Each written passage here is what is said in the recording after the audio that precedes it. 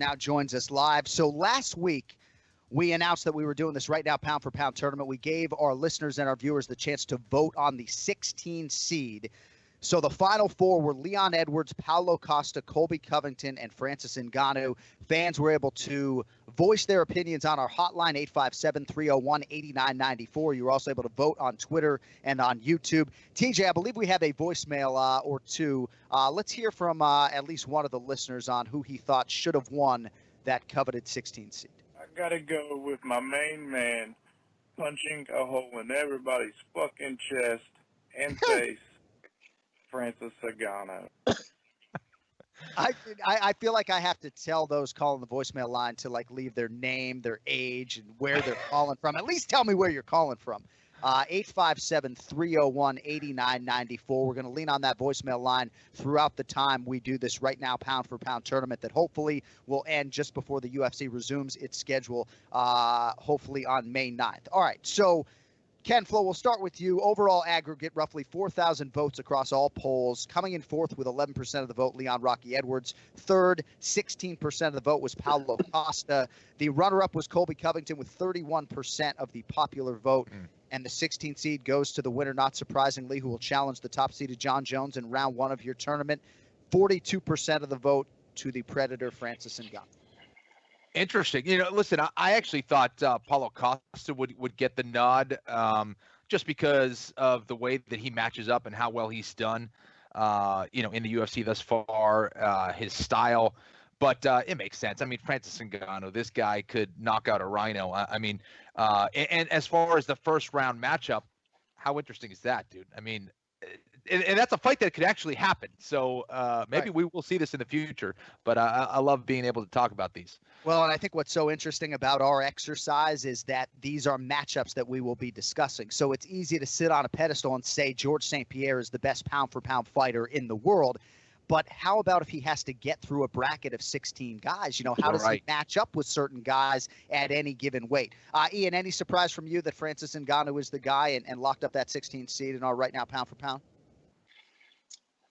After really thinking about it, because I did say Francis as well, I actually thought Colby Covington possibly was going to, take it, because if you go to height and weight and everyone's the same, it's hard to really get past his output and his cardio, especially with his style. And a lot of guys in this, he might be able to, surprise people with those wins. Like if he went against a guy like Dominic Reyes at the same weight, I would probably take Colby Covington there, So it's interesting. I think what people want to see, though, is, to Kenny's point, and I think I mentioned this last week, is Francis versus Jon Jones could definitely happen in real life. So it's kind of like the reality of that is pretty appetizing in this tournament. So.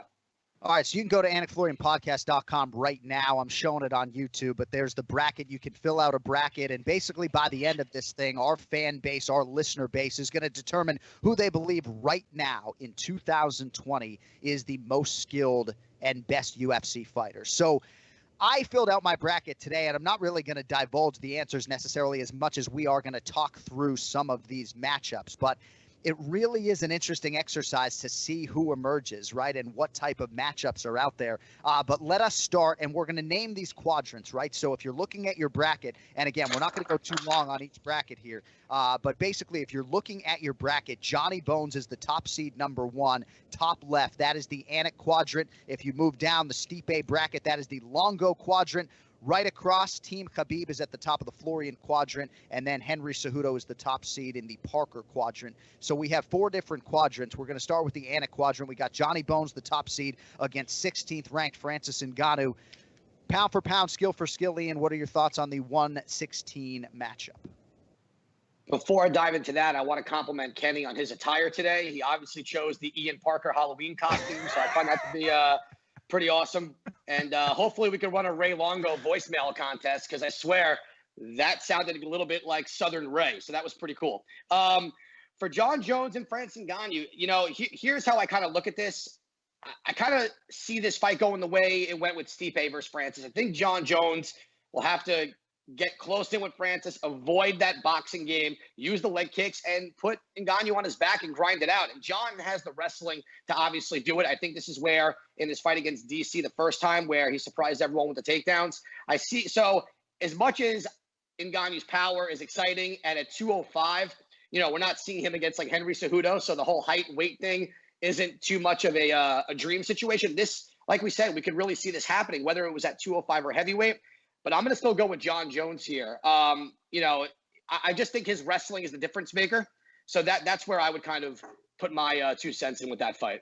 All right, the other fight in the Anik quadrant, Alex Volkanovski, the 8th seed, taking on 9th-ranked Conor McGregor. Volkanovski just entering his title reign at 145 pounds. Conor McGregor still very much, I think, in his fighting prime. This is one of the more difficult matchups, Kenny, 8 versus 9. Any thoughts on Volko and Conor in round 1?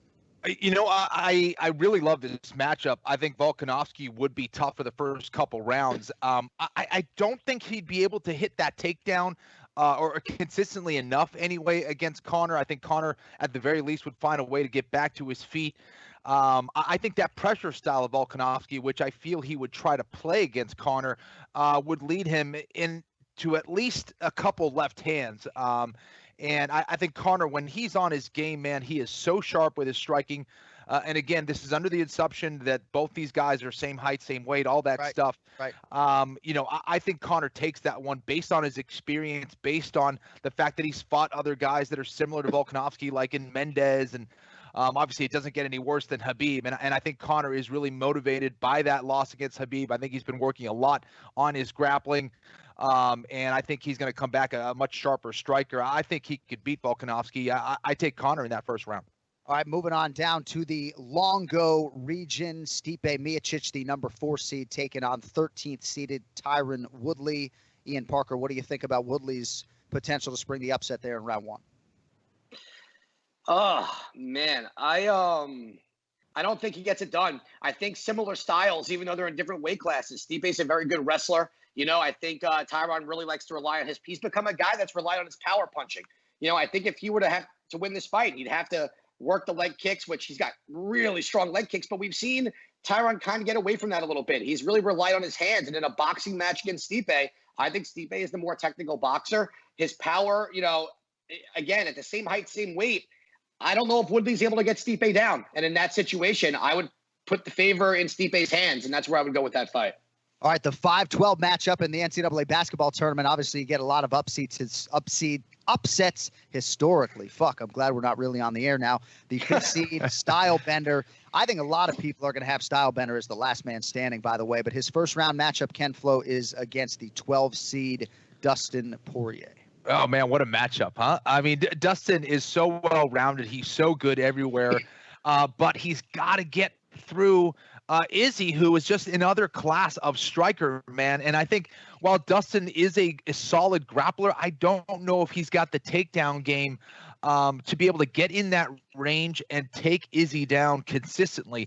Izzy is so good at avoiding the wrestling just by keeping the proper range with his jab, with his long-range weapons, and, of course, his footwork. I like Izzy in that one, against Dustin Poirier.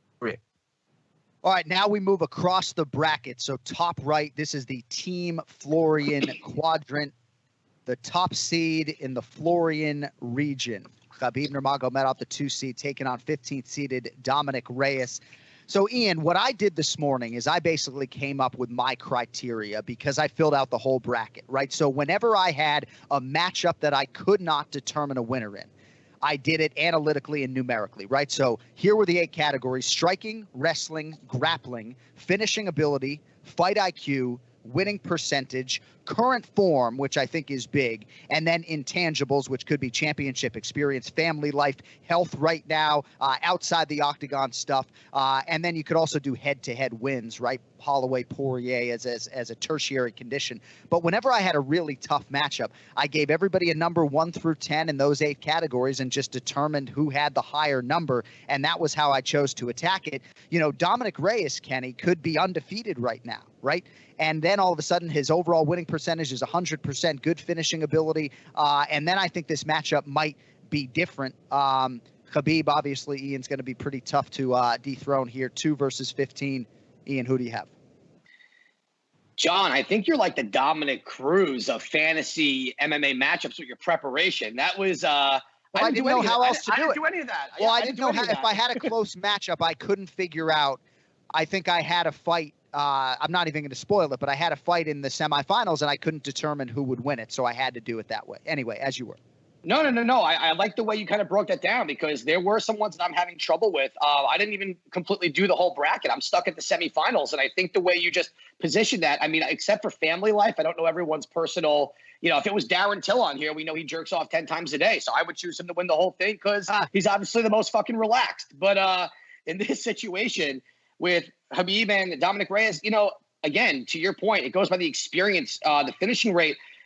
I just don't see anyone right now in the world beating Khabib in regards to just like if he takes, we haven't seen Dominic Reyes on his back and smothered the way someone like Khabib would do it, But to Kenny's point, and this still sticks with me, we haven't seen Khabib get punched in the face so hard more than once that we don't know how he would come back from that. And if he got hit from Dominic Reyes, I'm trying to not think of him as a light heavyweight, but that we don't know how he bounces back. But we do know that he would definitely grab onto a single leg, drag him to the floor, and maul him like a fucking bear. So because of that, I'm still going to stick with Khabib.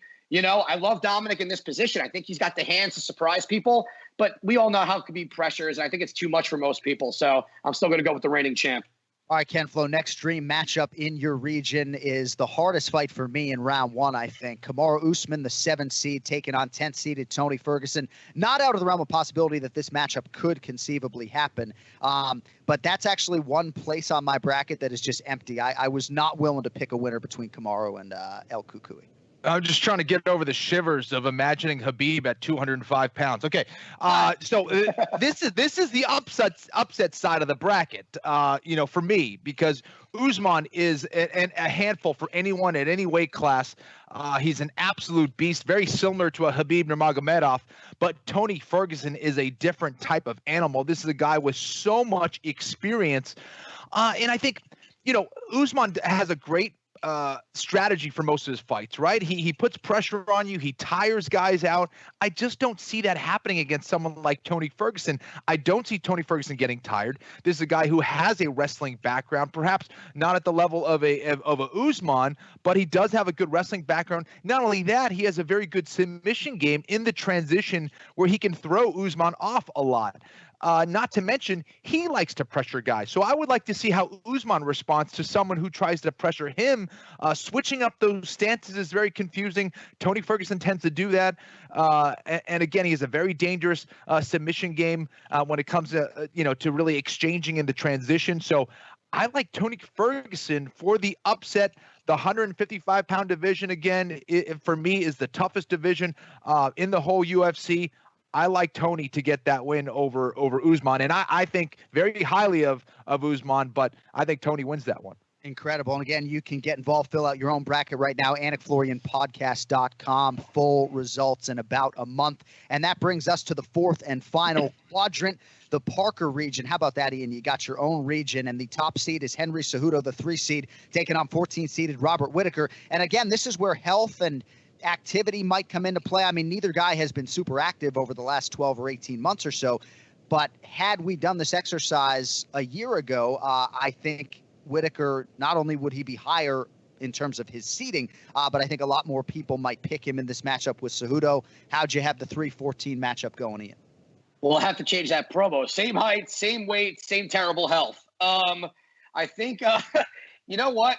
Again, Kenny, I give you a lot of credit, man. You really made me think because I tried to get out of my brain the size differential and the power. But if you were to put these guys in the same weight, I kind of like Bobby Knuckles here. I don't think Henry takes punches all too well. And if someone doesn't tire out, if Marlon Moraes, and I'll leave Kenny to do that impression because it's fucking fantastic. If Marlon didn't get tired in that fight, he was killing Henry in that round one. And I know his coach is very active on our social media page, so I'm sure he's not going to be a fan of the Duck. But don't worry, Eric. Oh, sorry about that. Don't worry, Eric. Kenny doesn't follow me either. I think that Bobby Knuckles will be able to prevent the takedown. I don't think Henry is going to get him down so easy. And if it's a stand-up fight, I think Whittaker's got the better hands. I think he has the better power. And we've seen him go 5 rounds. And you know who we saw him wrestle against and do very well twice? Yoel Romero, who is one of the most explosive wrestlers in the history of MMA and the history of wrestling ever. And if you could beat a guy like that twice, who's an absolute fucking psychopath,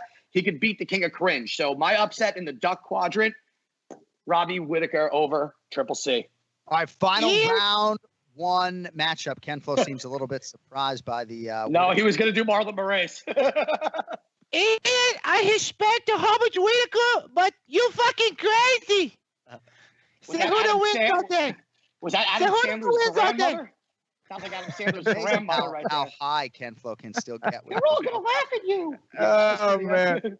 He had to lean back. He had to lean back and release his nuts a little bit to get that high. Oh my gosh. Well, listen, that's interesting.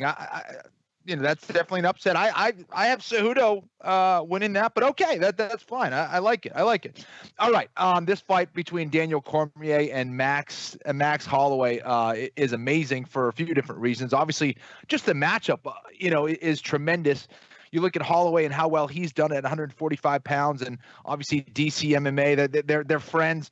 And he's been a champion in two different divisions. Now, Holloway has faced some really tough competition in his day, but he hasn't faced an Olympic level wrestler like Daniel Cormier and all the experience that he brings into the octagon. So, yeah, striking wise, if DC stands up with Holloway for 25 minutes, I think, he probably has the power edge for sure. But Holloway is just so talented on the feet. I think he can move and kind of outpoint DC on the feet. But I think Cormier would switch things up, utilize his wrestling, utilize his ground and pound, and tire out Holloway. I like Cormier to win that one against Max, man. And that is the number 6 seeded Daniel Cormier taking on the 11 seed Max Holloway. And as luck would have it, they end up matching up in the first round, which is just absolutely hilarious. I was going upset special on anybody who DC was playing in round 1 just to try to grind his gears a little bit. So we'll see if Holloway and Cormier, if it registers on their radar that they are indeed matched up in round 1 of our right now pound-for-pound tournament. So again, AnikFlorianPodcast.com, and basically you can fill out your entire bracket right now. There will be polls on Twitter and YouTube, and when we sit here and reconvene a week from now, we will be down to our Elite 8, and we will talk about the new matchups and see what the discrepancies were just in terms of the fan vote in these opening round matchups. All right, Ian Parker, we will get you out of here on this. Tony Ferguson made the decision to make weight. He made 155 pounds last Friday. You're shaking your head, as are many of the MMA masses. I don't take any issue with it. Far be it from me to criticize or question anything that Tony Ferguson does from a preparation standpoint. I know on the surface it would appear bizarre, especially when he's fighting a guy in Justin Gaethje in a few weeks, theoretically, who does not cut a lot of weight. Your thoughts on the practice weight cut for Ferguson 3 weeks before he'll do it for real? Oh, I'm not shaking my head in judgment. I'm shaking my head as the guy's an absolute savage. Wonder. He is savage, wonder, legend, icon, whatever you want to call him. Listen, he went out to prove a point that no matter who they put in front of him, no matter what time, where, what island, what planet, he was going to follow through. And, I don't is it crazy that he put his body through that when he didn't really have to? Yes. Will it make the weight cut a little bit easier if in 3 weeks this does happen on May 9th? Probably a little bit. I mean, I'm sure he's going to, blow it up. I'm sure, Kenny, what do you think? 10 to 11 pounds had to have been water to an extent, depending on how hard he really went. But, you know what? I give him a lot of credit. He's a real professional. And I think that's kind of where he was going with this. He's a real champ.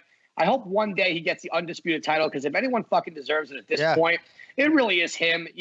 No questions asked. That Justin Gaethje fight doesn't do anything for him. If you really want to break it down, if he wins by finish, yes, he's even more of an insane individual that we already think he is. And then he just goes right back to fighting Khabib probably anyway. So I just give him all the credit in the world. Not many guys would do what he's doing and make the weight on a non-existent fight. So kudos to Tony. Honestly, I hope this guy gets a belt at some point. He's the man. All right, Ian Parker, good stuff today. I know you'd rather be picking fights, but in lieu of that, the Right Now Pound for Pound tournament is live. We appreciate your contributions, and we will see your handsome face next Monday. Thank you, buddy. Thanks, man. Appreciate that. He's looking good today, Ian Parker.